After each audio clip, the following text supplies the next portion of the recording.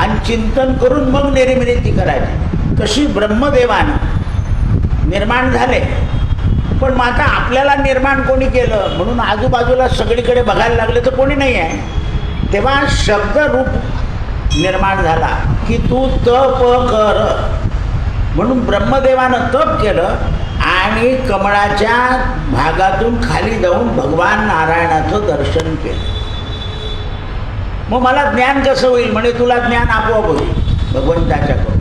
आणि म्हणून ब्रह्मदेवाला ज्ञान झालं आणि ब्रह्मदेवानं विशुद्ध रूप अतिश्रेष्ठ आहे हे शोधून काढलं. म्हणजे आत्म्याचं रूप जे आहे ते अतिशुद्ध आहे. त्या रूपाला योगी लोक विशाल ज्ञानशक्तीने पाहतात. आता ते रूप आहे भगवंताचं आतलं आत्म्याचं ते विशाल ज्ञान झालं पाहिजे माणसाला.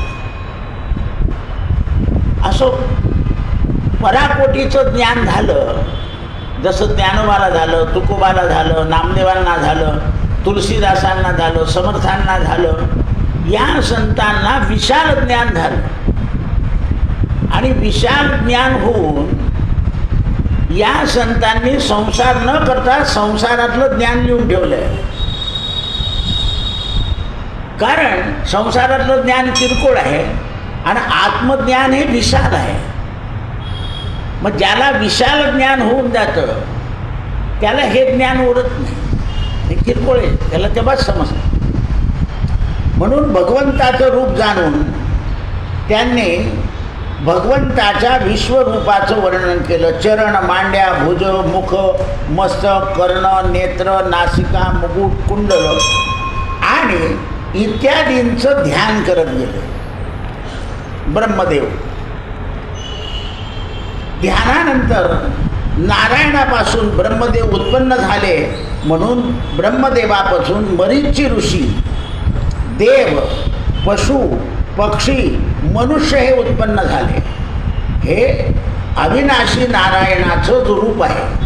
म्हणजे ऋषीसुद्धा देवाचंच रूप आहे, देव देवाचं रूप आहे आणि पशुसुद्धा देवाचं रूप आहे, पक्षीसुद्धा देवाचं रूप आहे आणि मनुष्यसुद्धा देवरूप आहे. पण त्याला आपलं रूप ओळखायचं आहे.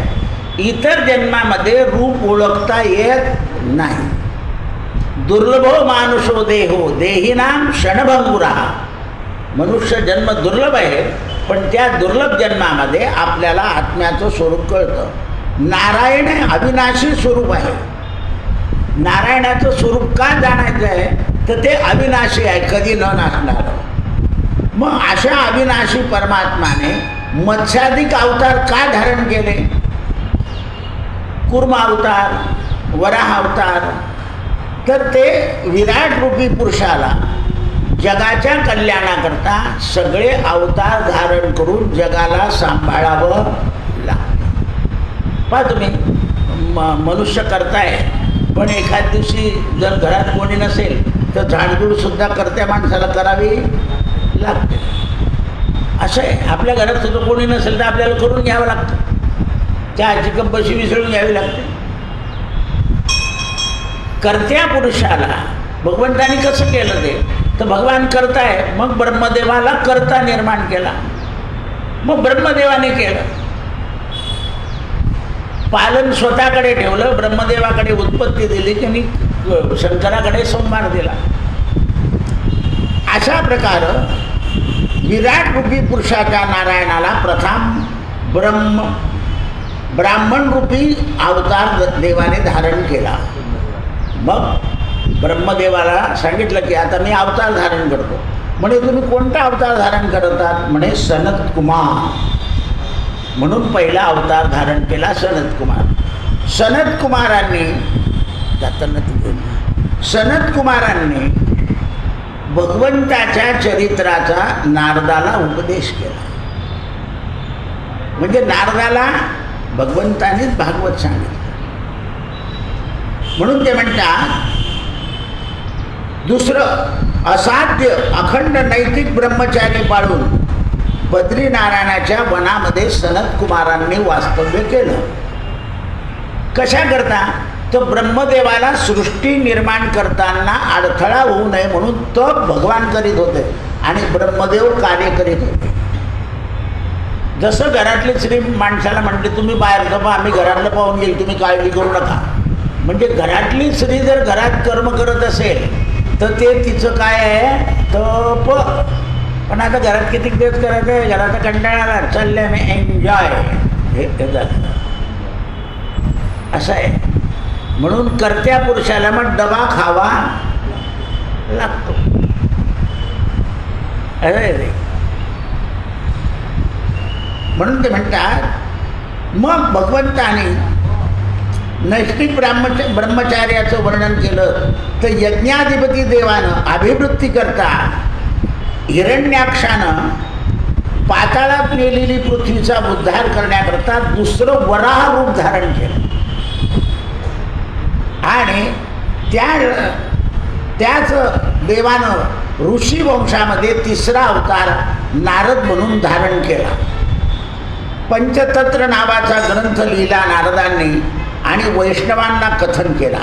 तंत्र मार्ग सांगितला आहे. चौथ्या अवतारामध्ये भगवंताने धर्म नामक अवतार धारण केला आणि ऋषीच्या पत्नीच्या मूर्तीनायक श्रीच्या ठिकाणी नरनारायण म्हणून उत्पन्न झाले. त्यांनीही बद्रिकाश्रमामध्ये तप केलं आणि मग तिथून ज्या ज्या वेळा अवतार घेतला तेच नरनारायण या भूमीवर आज उतरले. म्हणून लोक बद्रीनारायणाच्या दर्शनाला विशेष महत्त्व देतात. अशक्य असलेली शांतता प्रस्थापित केली. कारण जगात शांतता कधीच राहत नाही, अस्थिरताच असते. जग हे मुळामध्ये अस्थिर आहे. पहा तुम्ही सुद्धा गावाच्या बाहेर जाऊन एखादं घर बांधतात, सगळी सुविधा करतात, पण तुम्ही एकटे असले की तुम्हाला अस्थिर बरं होतं झालं आपलं गावात. कारण संसारामध्ये स्थिरता नाही आहे, तो नेहमी बदलत असतो. काय असतो, संसार बदलत असतो. मग आपण संसाराला काय करतो, रंगरंगोटी डागडुगी करून नवीन करून घेतो. मग बरं वाटतं काही दिवस, परत तो खराब होतो. कारण ज्याचा वापर आहे त्या ठिकाणी मलिनता येणारच. म्हणून तो अस्थिर आहे. पण 20 वर्षापूर्वी जे घर बांधले ते आता पाडले गेले आणि त्याच्यावर मोठे घर उभे राहिले. 20च वर्ष झाले ते बांधून. कशाचं मोह झाला, पैसे मिळतील मोह झाला. बऱ्याच लोकांनी जागा खराब केल्या आणि ह्याच्यात राहत आहे. उतराचाही त्रास, चढाचाही त्रास.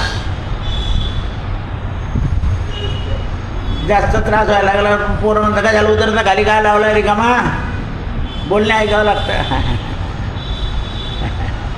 असं आहे. नीटने बसतायत का, ज्या पोराला आपण शिकवलं नीट बैस तो असे उत्तरं देतो. नीटने बसतायत का, गुपचूप बसा ना, आपला वसंता.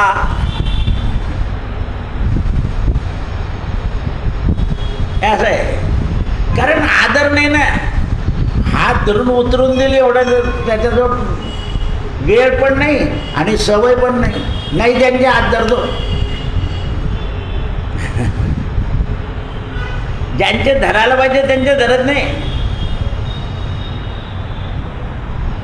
जरी वयोवृद्ध मनुष्य धरू देत नसेल तर त्याच्या मागे उभं राहावं. हे आपलं काय आहे, कर्तव्य.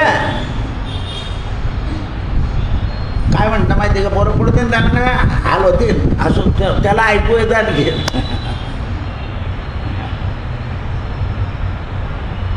तेव्हाच गुपचूप बसतील ते. कारण ते म्हणतात अशा प्रकारे भगवंतानं रुची नामक प्रजापतीच्या भार्याच्या ठिकाणी कृतिका नामक यज्ञ अवतार धारण केला आणि पुढे देवगणासहित स्वयंभू मन्वंतराचं रक्षण केलं. त्या मन्वंतराचा 8वा अवतार नाभिराजाच्या घरी मेरुदेवीच्या श्री ठिकाणी वृषभदेव नावाचा अवतार धारण केला आणि लोकांना आश्रम शिकवला. पुढे ते परमहंस होऊन गेले. वृषभदेव कोण झाले, परमहंस. स्वतः आचरण करून दाखवलं. हे ब्राह्मणा हो, पूर्वी वेन राजा ऋषीच्या शापानं मरण पावला आणि अजरनाभक ऋषींनी प्रार्थना केल्यावर नारायणाच्या कृपेनं त्या वेन राजाच्या शरीरातून पृथुक नामक देव जन्माला आले. त्यांनी गोरूपी पृथ्वीचं द्रोहण केलं आणि दुग्धरूपानं सगळ्या औषधी काढल्या. पृथ्वीचं दोहन केलं गाय बनवून आणि सगळ्या औषधी ज्या निर्माण झाल्या त्या गायीच्या दुधातून निर्माण झाल्या वनस्पती. आणि म्हणून गायीचं दूध हे सर्व घटकयुक्त आहे, सगळे घटक आहे त्याच्यामध्ये. आतापर्यंत विज्ञान कबूल करत नव्हतं, पण गायीच्या तुपानं ब्लॉकेज होत नाही, कोलेस्ट्रॉल वाढत नाही, विज्ञानाने समजून टाकलं. पण आता गावठी गाय पाहिजे, तुम्ही संकर करून टाकला आहे. विज्ञान म्हणतं गावठी गाय पाहिजे. आपल्या महाराष्ट्रातल्या गाईला दूध कमी येतं पण तिच्यात शक्ती जास्त आहे. गीर गाई दूध जास्त देईल पण शक्ती कमी आहे. तिच्या आईला फेस जास्ती येतो, गावठी गाईला फेस कमी येतो. भारतामध्ये जेवढे प्रांत आहेत तेवढ्यात गायीचे रूप वेगवेगळे आहे, शिंग वेगळे आहे. काठेवाडी गाय वेगळी आहे, महाराष्ट्रातली गाय वेगळी आहे, मध्य प्रदेशची वेगळी आहे, पंजाबची वेगळी आहे. आणि म्हणून नारायणानं म्हणजे पृथ्वी भगवंतानं दुधातून औषधी काढल्या आणि जमिनीत टाकल्या. त्या चक्षुमन्वंतरामध्ये समुद्राचा प्रलय काल एकत्र झाला आणि भगवंतानी प्रलय वाचवण्याकरता मत्स्य अवतार धारण केला.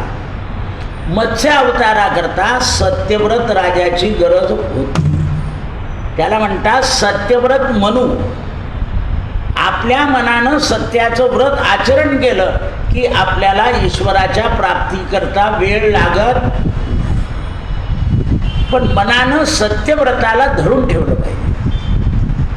म्हणून पहा सगळे आमदार खासदार सत्याची शपथ घेतात की मी सगळ्या जेवढ्या गोष्टी करीन तेवढ्या राज्याच्या देशाच्या हिताच्या, देशाच्या विरुद्ध एकही गोष्ट करणार नाही. विरोधी पक्षही शपथ घेतो आणि सत्तावालाही शपथ घेतो, पण ऐन युद्धाच्या वेळी विरोध करून टाकताय. अज्ञान आहे. एकाच पक्षाने सांगितलं की हे बरोबर आहे, बाकीचे नाही म्हणता. एकच पक्ष, कारण त्याला बुद्धी आहे कोणत्या वेळेस विरोध करायचा आणि कोणत्या वेळेस करायचा नाही. म्हणून पुढे चक्षुमन्वंतरामध्ये प्रलय कालाच्या वेळा मत्स्य अवतार धारण करून सत्यव्रताच्या योगानं पृथ्वीचं रक्षण केलं. पूर्वी देव आणि दैत्य अमृत मंथनासाठी समुद्र मंथन करीत असताना मंदारचल बुडू लागला तेव्हा भगवंताने कूर्मरूप धारण केलं आणि पृथ्वी वरती ठेवली, तिथे रूप धारण केलं. परमेश्वरानं 12वा धन्वंतरी अवतार धारण केला, अमृताचा कलश ऐकला आणि मोहिनी नावाचा अवतार धारण करून देव आणि दैत्य यांचं विभाजन करून टाकलं. देवांना अमृतासाठी स्थिर केलं आणि असुरांना सुरासाठी अस्थिर केलं. सूर आणि असुर, तिचं नाव आहे सुरा. पुढे नारायणानं 14वा नारसिंह अवतार धारण केला आणि ब्रह्मभट्टानं अतिदुर्जय झालेल्या हिरण्यकश्यपूच्या वक्षस्थळाच्या ठाई नखानी प्रहार करून त्याला लहालहा करून विदारण केला. तोच परमात्मा पुढे वामन अवतार झाला. बलीच्या यज्ञामध्ये गेला आणि बलीला त्याचं सर्वस्व हरण करून 3 पावलं पृथ्वीची याचना केली आणि 3 पावलात बलीचं सर्वस्व हरण केलं आणि राज्य इंद्राला दिलं. नारायणानं 16वा परशुराम अवतार केला. ब्राह्मणांचा द्रोह करणाऱ्या दुष्ट राजांना नाश करण्यासाठी 21 वेळा ही पृथ्वी निक्षत्रिय केली. नंतर 17वा आता अवतार झाला. सत्यभित्तीच्या ठिकाणी व्यास रूपानं नारायणानं रूप धारण केलं. अल्पबुद्धी असलेल्या पुरुषांना ज्ञान प्राप्त व्हावं म्हणून वेद वृक्षाच्या शाखा उत्पन्न केल्या. 18वा अवतार नारायणानं राजाधिराज रामचंद्रांचा घेतला. एकाच अंशाने 4 झाले, राम, लक्ष्मण, भरत आणि शत्रुघ्न.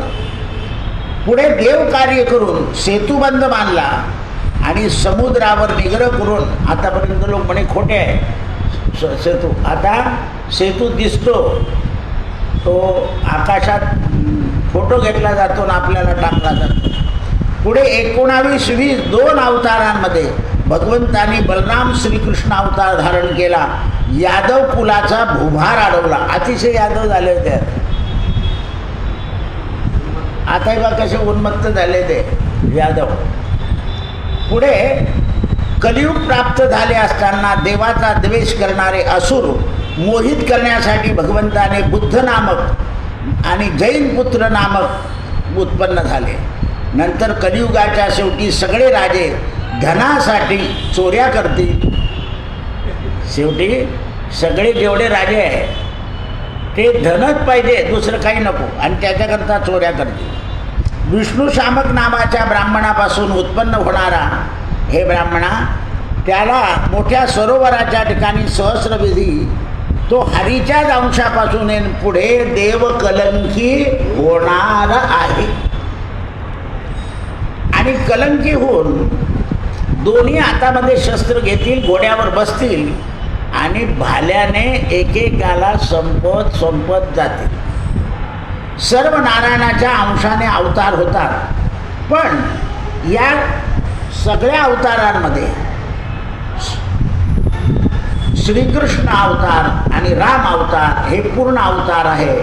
म्हणून या 2 अवताराचा अभ्यास आणि उपासना मानवाने करायची आहे.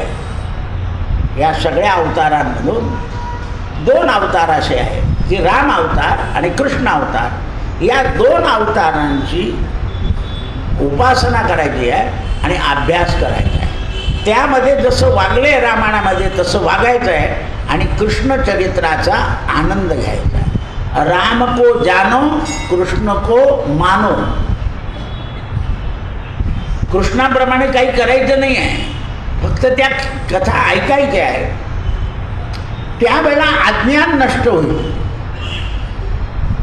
ज्यावेळा तुम्ही ते ऐकाल, म्हणून पहा सकाळी भागवत आहे, रात्री काय चालू आहे रामायण, हे दोन्ही ऐकायचे आहे. कारण हे ऐकलं. आणि पुण्यमास आहे, पुन्हा अधिक मास काय आहे, पुण्यमास आहे.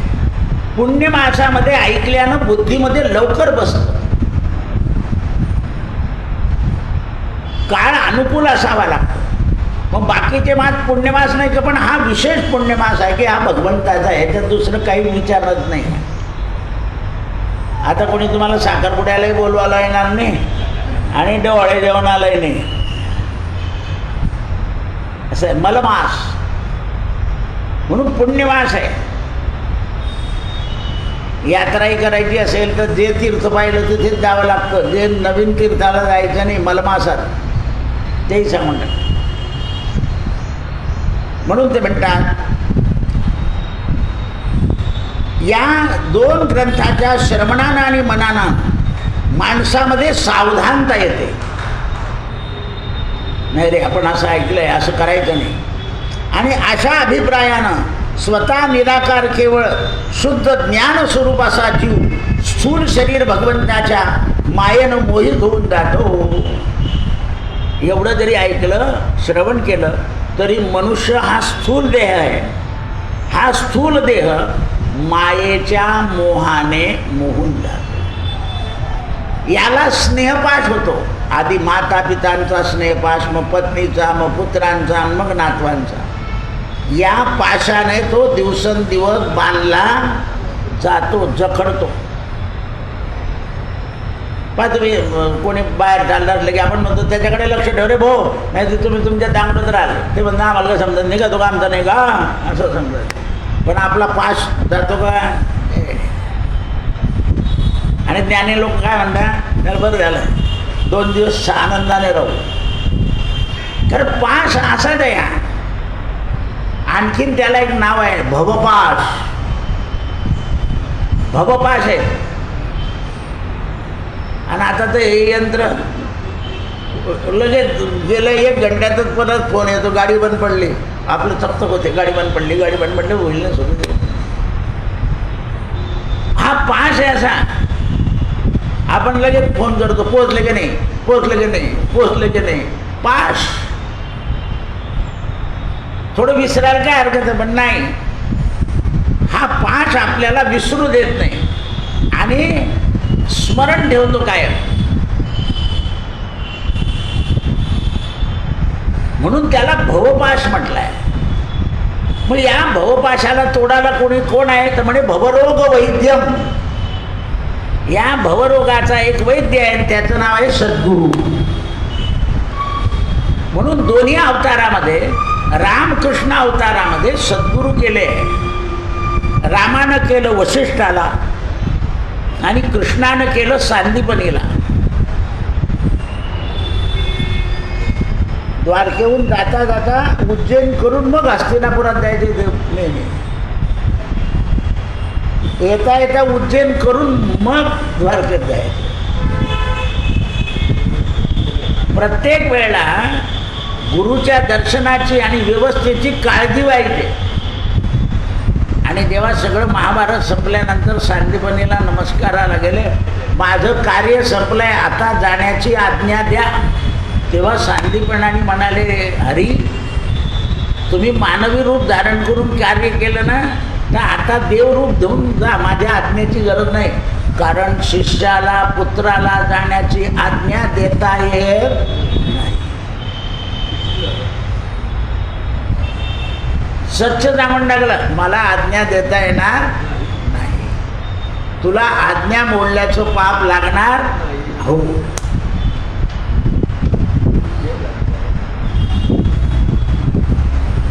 राम निजधामाला जाण्याच्या आधी वशिष्ठ तपाला निघून गेलं. अयोध्या सोडून दिले. असं आहे. म्हणून सिद्धक्षेत्र झाले.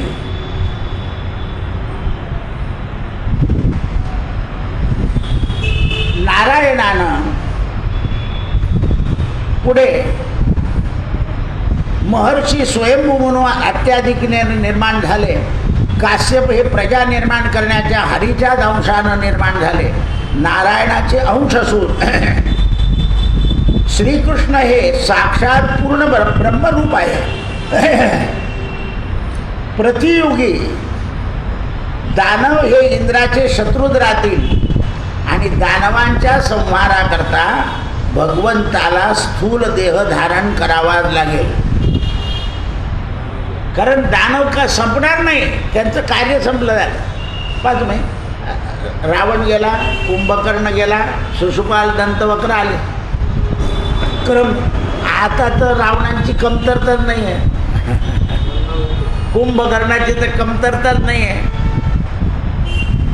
शिशुपालाची कमतरताच नाही आहे. आता गल्लोगल्ली तुमची गाडी बाहेर लावलेली, आम्ही फोडू म्हणजे फोडूनच राहिले ते पुण्याला. आता काल परवाही पडल्या त्यांनी. काय करताय? गँग आणखी त्याचं नाव आहे. असं आहे. काय लागतं? हातपाय तोडून मग त्यांना मोकळं करायला, की ते काही करूच शकणार नाही पुढे. पण नाही, म्हणून ते म्हणतात नारायणाचं श्रवण मनन झालं की अज्ञान दूर होतं आणि ज्ञान प्राप्त होतं. म्हणून ते स्वतः सांगतात, शुद्ध स्वरूप जीवाला या मायेमोहापासून दूर करायचं असं. जसं अज्ञानी जन वायूच्या आश्रयानं, मेघ वायूच्या आश्रयानं, पृथ्वी वायूच्या आश्रयानं आणि वृक्षसुद्धा वायूच्या आश्रयानंच राहतात. जगात वायू कोपला तर नाश होतो, वायू शांत झाला तर आनंद होतो. म्हणून ही पंचमहाभूतं जी आहे ही कोपायला नको. आणि म्हणून शास्त्र काय करतं, रोज पंचमहाभूताचं स्मरण आणि पूजन. पृथ्वी तत्व गणेश, जलतत्व शिव, वायुतत्व शक्ती आणि आकाश तत्व विष्णू आणि तेज तत्व सूर्य, या 5 देवांचं पूजन आणि स्मरण केल्यानं हे आघात कमी होतात. मग आता घरात तर एकच जण पूजा करतो.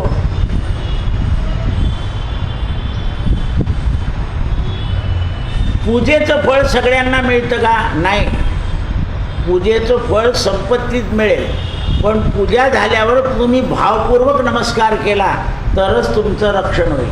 आता बरं तुम्ही मुलांना सांगत जा देवाचा नमस्कार करावा आणि बाहेर जावं.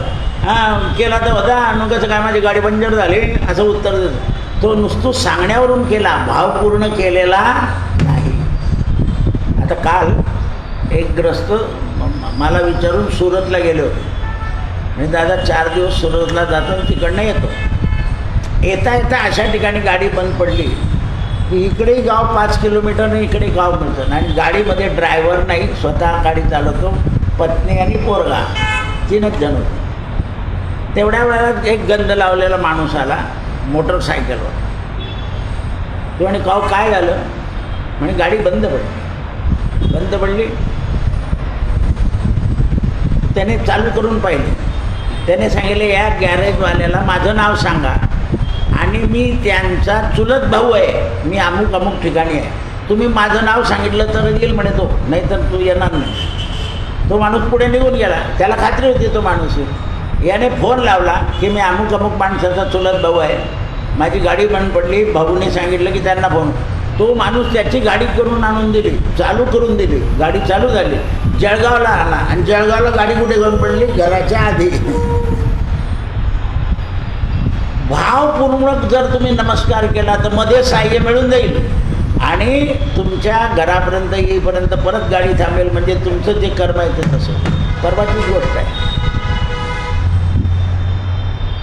म्हटलं त्या माणसाला परत फोन करून दे की मी घरी सुखरूप पोहोचलो, आपलं कर्तव्य आहे. रस्त्यामध्ये अनाहूत जो मदत करतो त्याला बुद्धिदेव ईश्वर देतो. नाही तर असे बी भेटतं मला तिथपर्यंत सोडून द्या, चाकू लावून देतात आणि पाकिट काढून देतात आणि चाललं जातं. असेही भेटतं. कारण आपण कोणाला फसवलं असेल तर आपल्याला सुद्धा फसवलं जाईल. असे हे लक्षात आलं पाहिजे. म्हणून ते म्हणतात आकाशाच्या ठिकाणी आणि पृथ्वीच्या ठिकाणी धुरळाच्या योगानं सुद्धा दृष्ट शक्ती प्रवेश करते. जेव्हा वादळ उठतं आणि हा जो धुरळ जातं तर आकाशात आणि पृथ्वीच्या ठिकाणी सुद्धा काय करतं हे वारं असं गोल फिरतं आणि त्याच्यामध्ये ती अदृश्य शक्ती गोळा करते आणि ती घेऊन जातं दूरपर्यंत. कुठपर्यंत जातं ते वादळाचं प्रमाण की मध्ये नदी पाहिजे, ते नदीच्या काठावर गेलं की पाणी त्याच्यातली अदृश्य शक्ती शोषून घेतं आणि पुढे गार वारा व्हायला लागतो. म्हणून आपण बाहेरून आल्यावर आपल्यावर हातपाय धुण्याची जी पद्धत आहे, आता बरेच लोक हातपाय धुतात पण गुळणा करत नाही. म्हणून हातपाय धुवून तोंडातून 3 वेळा पाणी खाली टाकायचं आहे गुळणा. म्हणजे ती अदृश्य शक्ती जी आहे ती शरीरातून निघून जाते हातपाय धुतल्यावर, पण वाचेमध्ये बसून राहते. म्हणून ती गुळण्यानं तिला बाहेर टाकायचं आहे. पहा तुम्ही गुळणा केला की माणसाला एकदम बरं वाटतं. केव्हाही बाहेर आलो की 3 वेळा गुळणा करायचं. रात्री जाता जाता मी यांना मुद्दाम विचारतो पाणी गार आहे की नाही, आणि असं डोळ्याला लावून मग बाहेर पडतो. तिथे जवळ होता तर लांब आहे ते, पण पाहून घेतो रात्री. कारण अदृश्य शक्ती जी असते ती जलाच्या स्पर्शानं, कारण जल कोण आहे? शिवरूप. जल कोण आहे? शिवरूप आहे. नारायण आकाश रूप आहे, आईसाहेब वायू रूप आहे आणि सूर्य तेज रूप आहे. पृथ्वी तेज वायू आकाश. म्हणून धर्मरूपी स्थूल शरीराचा स्थूल शरीर निरनिराळ्या हस्तपादादिक अवयांनी रचलेला आहे. या देहाचा स्थूल जो आहे तो सत्वगुण आहे. मग याच्यामध्ये रज येतो आणि रजातून तम निर्माण होतो. म्हणून अतिसूक्ष्म दिसणारे पदार्थ जे आहे ते लवकर दिसत नाही, ते वाऱ्याच्या योगाने नाश पावतात. म्हणून या सूक्ष्म शरीराच्या ठिकाणी आत्म्याच्या ठिकाणी स्वरूप जाणाला सांगितलं आहे. म्हणून स्थूल देह, सूक्ष्म देह आणि कारण देह असे तीन होतात. म्हणून आपण नेहमी म्हणतो काया वाचा आणि मन.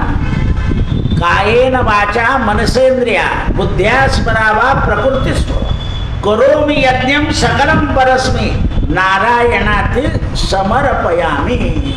मी जे जे करेल ते ते नारायणाला समर्पण करतो. म्हणून सूक्ष्म रूप असतं.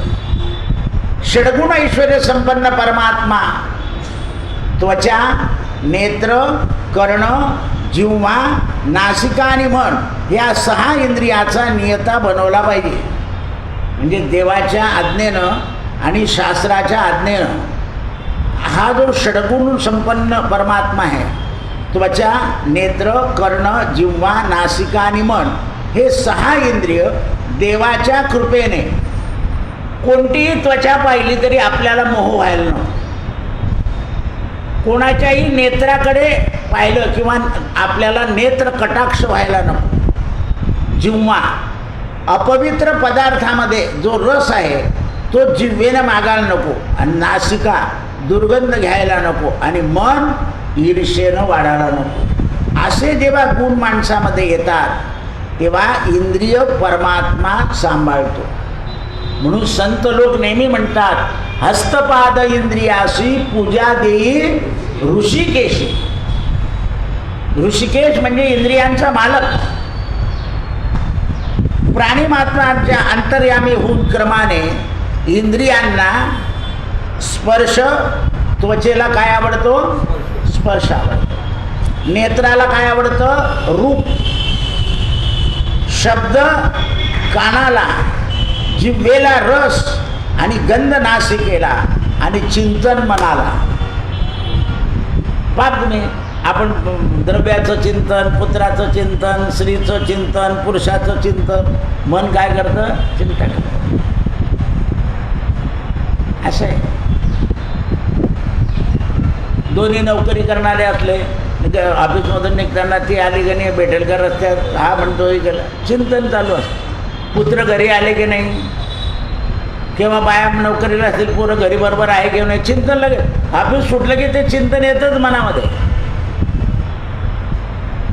कारण शब्द, रस, रूप, गंध आणि स्पर्श एकदा दुरून दिसून गेले, घर उघडे पोरं, मन सांग. मनातलं चिंतन निघूनच त्याचं. बरं मन पाहतं का? डोळा पाहतो, पण डोळा लगेच मनाला सांगतो आहे. शब्दाने कानाला सांगितलं, कान मनाला सांगताय आले. आणि मुलांना भेटलो आपण, पाहिलं, स्पर्श केला की मग समाधान. अरे काही खाल्लं बिल्लं का नाही, लगेच विचारलं जातं. पोर म्हणतं आम्ही खाल्लं. आवरून ठेवलं का नाही, म्हटलं नाही. हे चिंतन असं चालूच असतं. त्याच्याकरता काही कोर्स करावा लागत नाही, कारण ते गुणात आहे.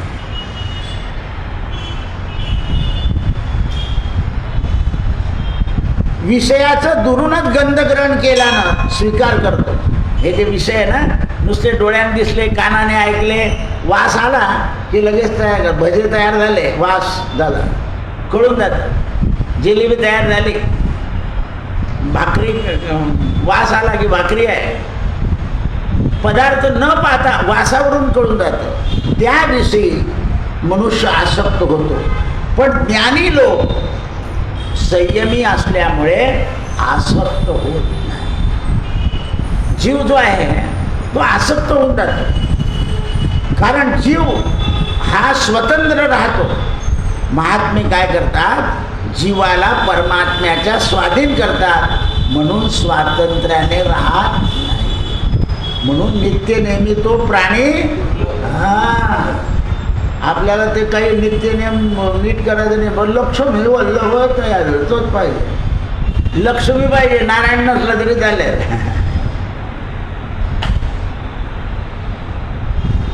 असं आहे ते. जसा अज्ञानी पुरुष बहुरूप्याच्या कृतीत जाणत नाही, त्याप्रमाणे परमेश्वराची भक्ती न करणारे कुत्सित बुद्धीचे लोक ईश्वराला जाणू शकत नाही. बहुरूप्या जो आहे त्या बहुरूप्याला अज्ञानी लोक जाणू नाही शकत. त्याप्रमाणे ईश्वराच्या ठिकाणी सृष्टीच्या लीला करण्याचं काम आहे हे अज्ञानी लोक जाणू शकत नाही. परंतु जो भक्त निष्कपट भावनानं आपलं वर्तन करून भगवंताच्या चरणकमलाच्या गंधाचं सेवन करतो, त्याला मात्र भगवंताची सगळी लीला कळून जाते. आणि तो काय म्हणतो, कर्तृत्व अकर्तृत्व शक्ती भगवंताची आहे, काय करता नोहे महाराज. परमात्मा काय करत नाही तर मोकं करोच वाचालम पंकुम लंगुम यद्गिरी यत्कृपातमहं वंदे परमानंद माधवम. काय नाही करणार परमेश्वर, अशी भावना होती. म्हणून हे श्रीमद भागवत पुराण हे भावनेनं तयार केलं आहे. आणि भावनेनं तयार केलेलं असून सुद्धा गर्भवासातून मुक्त होण्याचा उपाय आहे. म्हणजे पुन्हा जन्म मरणाचा फेरा नाही आहे भागवतापासून.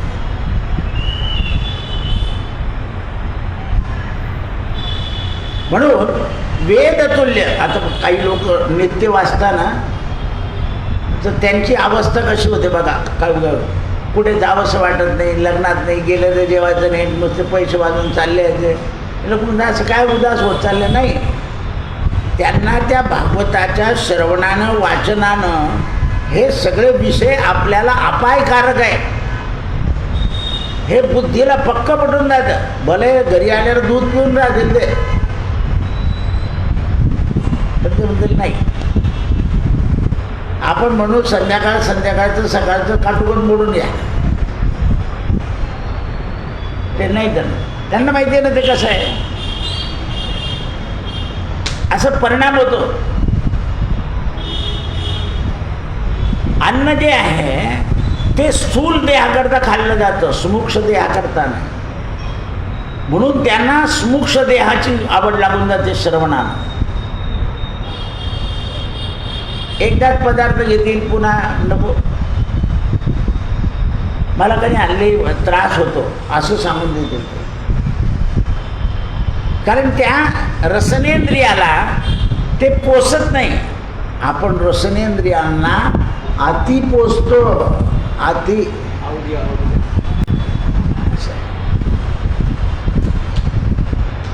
एवढंच नाही तर त्या रसनेंद्रियांचा पोसण्याचा हव्यास करतो. आणि म्हणून आपला गावठी शब्द काय हावरट आहे रे. गावठी शब्द आहे हावरट, रथ. म्हणून ते म्हणतात सर्वज्ञ ऋषी हो, नैमेषा नावाच्या अरण्यामध्ये असं हे ज्ञान ऐकून सगळे शिष्य कृतकृत्य होत आहे. त्यांची मनोवृत्ती अनन्य भावानं सर्व लोकांचा अधिपती जो वासुदेव आहे त्याच्या ठिकाणी बसत चालली. आणि त्यांची भावना संसाररूपी भोवऱ्यातून मुक्त झाली. नैमिषा नावाच्या अरण्यामध्ये शौनकादिक जेवढे 88,000 ऋषी ऐकायला बसले होते, यांचा संसार भोवऱ्यात पडायचं नाही असा निश्चय झाला. लग्न करायचं नाही असा निश्चय झाल्यामुळे पुढचे 18,000 श्लोक त्यांच्या पूर्ण पदरात पडले. मला मध्ये एकाने प्रश्न विचारला ना की लोक असं सांगतात की बा गर्भवती स्त्री असताना तिने भागवत ऐकलं म्हणजे मुलावर चांगला परिणाम होतो. माझ्या सासून माझ्याकरता घरात भागवत ठेवलं, पण हा पोरगा ऐकत नाही. तर मग त्याच्यावर परिणाम कसा नाही झाला? हो, लोकांचे प्रश्न बरोबर असतात. म्हटलं त्याच्या आधी तुझं आचरण कसं होतं हे सांग बरं. म्हणजे न सांगण्यासारखं. म्हटलं मग संपलं. न सांगण्यासारखं. आईचं आचरण जर न सांगण्यासारखं आहे तर मग त्याच्यामध्ये रासलेल्या गर्भावर एवढा लवकर कसा परिणाम होईल? मग आता तुला त्याला वागण्याकरता आपण परिणाम करावा लागेल. म्हणजे काय करू? तर देवाच्या भजनानं अन्न कर, त्याला खाऊ घाल, त्याला तू बसेल असं करशील तेव्हा त्याच्यात बदल होईल. पण तुलाही अजून तर बाहेरचं छोले भटुरेची सवय आहे. आता हे पोरं जाताना यांना कधी आपण म्हटलं बा काही दशमध्ये नाही नाही रस्त्याचं तेव्हा काम होऊन जातं. घरचं न्यायला तयार नाही आले. पाम तेलाचं खातील पण शेंगदाण्याचं तेलाचं नाही म्हणतात ते. असं आहे. कारण ते दृश्य दिसतं ना की जेवताना सुद्धा एन्जॉय करायला मिळतं. बरं, जाहिरातीवर जाता लोक,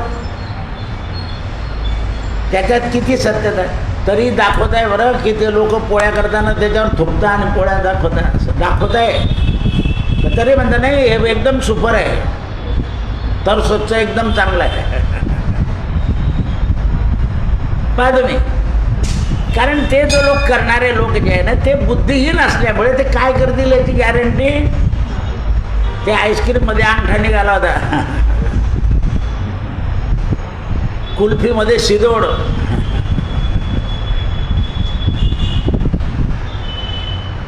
तर ह्या ज्या गोष्टी आहेत ह्या लक्षात आल्या पाहिजे. रसना जात नाही भक्तांची, किती सुंदर असो नाही. रसने लागी प्रीतिविषयाची सत्य तिला तेजी रे मनुष्या राम नाम भजरे. त्यानंतर राजाधिराज परीक्षितानं भागवत ऐकलं. परीक्षित राजा सुद्धा अतिवैरभाकान झाला. मरणकालापर्यंत अनव्रत राहिला, अन्न खाल्लंच नाही. राजा परीक्षित हे ते 88,000 गेले ना, तसेच हे अनशन व्रत केलं राजा परीक्षितानं. रसावरचं श्रद्धा उडवलं. पाणीसुद्धा घेत नव्हता. सुखदेव म्हणे पाणी घे. शेवटचे 2 दिवस जल नाही आणि पाणी नाही. म्हणून आपल्याकडे जे काही वैष्णवसुद्धा आता नको मला अन्न बिन्न नको, पाण्यावर नाही, आता पाणी बी नको, एक दिवस सोडून दे. रसना सुटून जाते. रसना सुटली म्हणजे समजाचं जीवाला भक्तीने धरलेलं आहे. कृष्णार्पणमस्तु. हरे राम राम राम हरे हरे.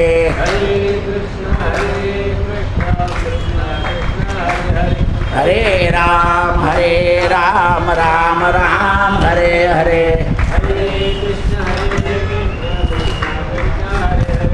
हरे राम राम राम हरे हरे.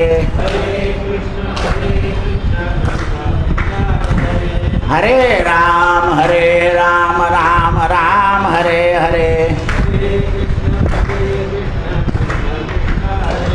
हरे राम राम राम हरे हरे. हरे राम राम राम हरे हरे. गोपाल कृष्ण भगवान की. श्री गणेशाय नमः. अष्टमाध्यायेचे अंती. सुदेव प्रश्न हरिप्रती. मम सूत पुत्र कुठया निरोती. काय कारण झाले. गरुड आणि भगवान त्या ब्राह्मणाच्या जवळ उभे होते तेव्हा भगवंतांनी त्याच्या मुलाला उठवून दिलं आणि सांगितलं 11 सहस्र वर्ष हा तुझा मुलगा जिवंत राहील.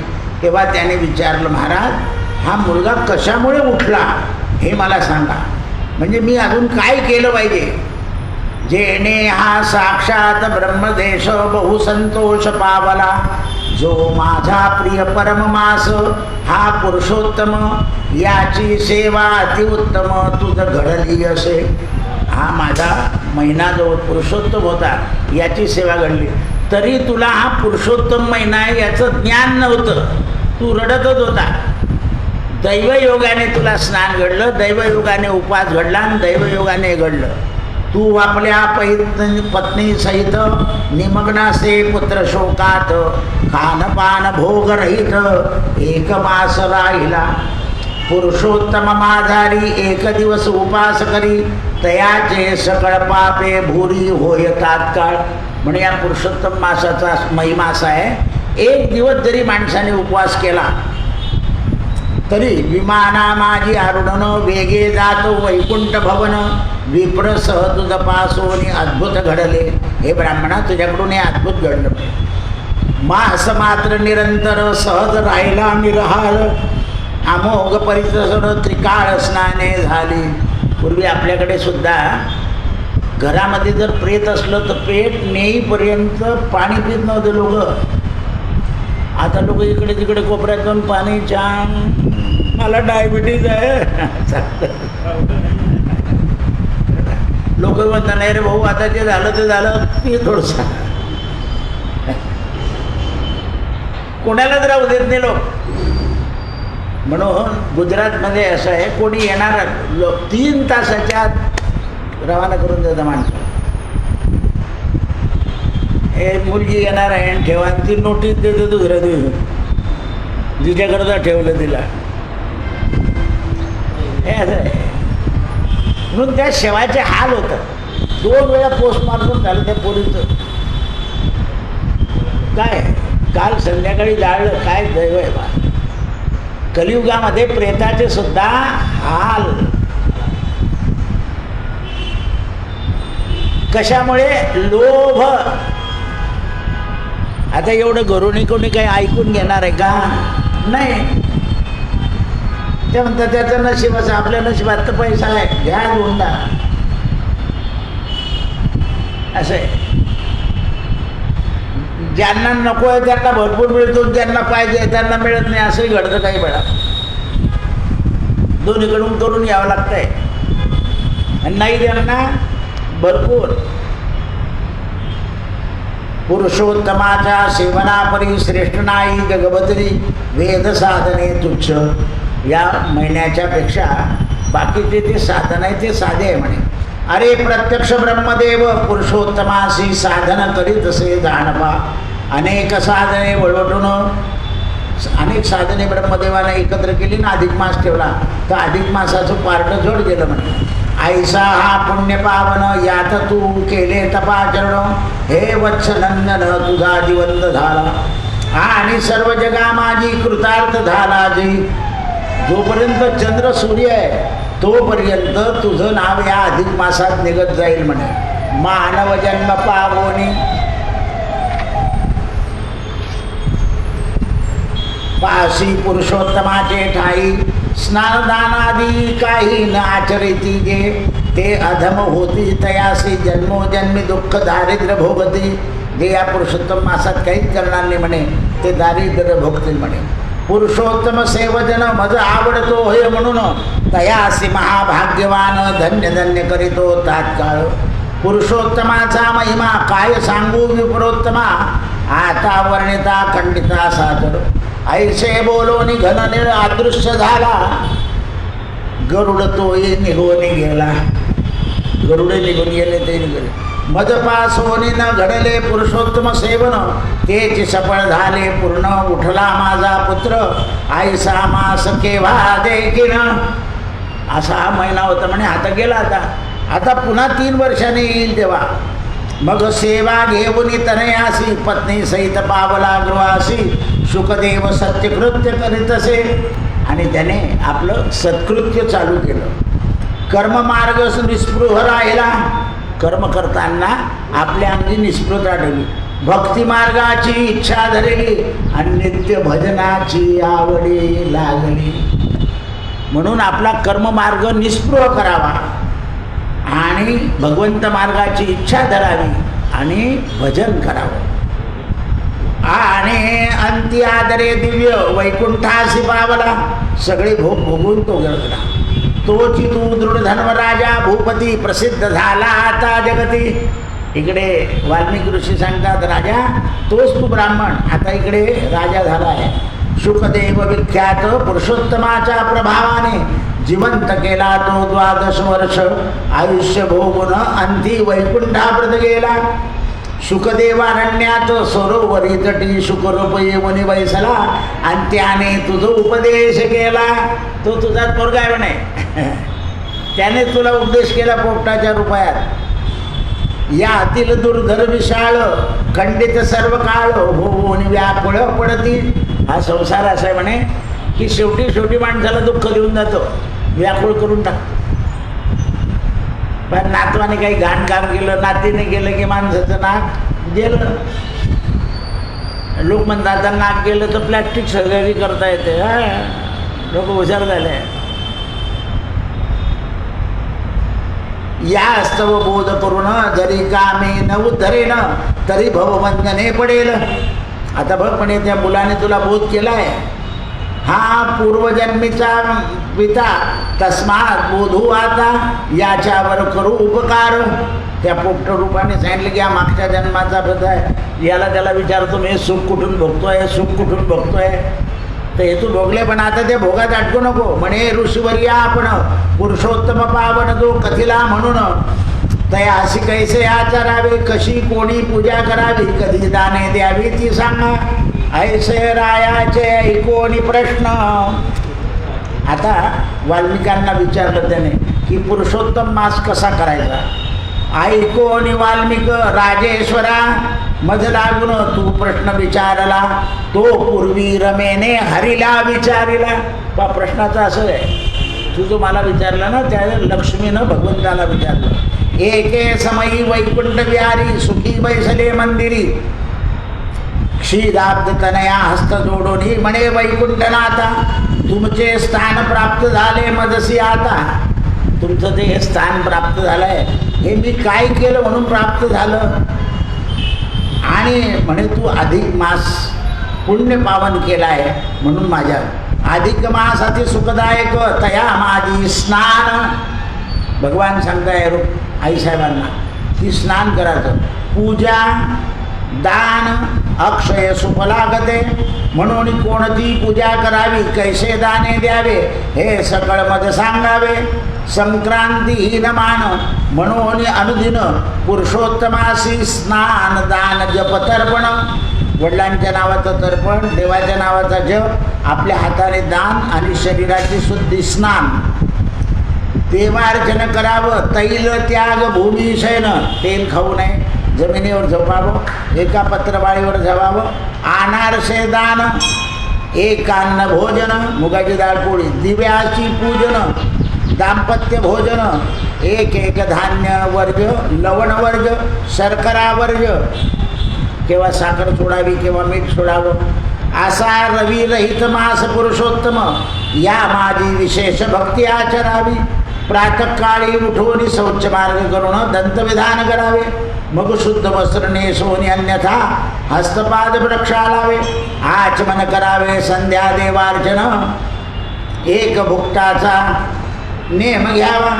किंवा मंदिरी जाऊन देवाची पूजा करून काकडारती करावी.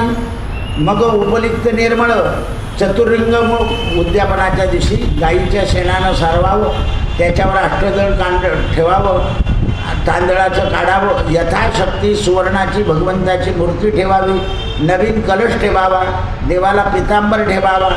प्राण प्रतिष्ठा करून विष्णू सहस्रनाम जप करावा. नाना गोत्र उच्चारून 33 ब्राह्मण घालावे भोजन. नसेल परिसामर्थ्य 3 तरी घालावे. 3ची नसता 1 तरी जीव घालावा. ऐशे शुद्धोदक उपचारे मंत्र म्हणावा साधार. कृष्णाय वासुदेवाय हरे परमात्मना, असा मंत्र म्हणून देवाची नित्यपूजा करावी. एक मासपर्यंत तैलदीप घृतदीप लावावा समस्त किंवा सप्तश्लोक पाठ करावा 6 श्लोकाचा पाठ करावा इहलोकी परलोकी सुख पावते. हे दृढधब्या राजा असं जर माणसानं केलं पण या महिन्यामध्ये गोदान देता मोक्षासी जाती गोदान जर दिलं तर म्हणून मोक्षाला जातो. तेव्हा राजाने विचारलं कसं गोदान द्यायचं तर म्हणाले उद्याच्या अध्यायात अधिक महात्म्यसार बृहन्नारदी पद्माधार सज्जन श्रोते ऐकती चतुर 9मोऽध्याय श्रीकृष्णार्पणमस्तु. हरे राम हरे कृष्णा कृष्णा कृष्णा हरे हरे. हरे राम राम राम हरे हरे. हरे कृष्ण कृष्ण कृष्ण हरे हरे. गोपाल कृष्ण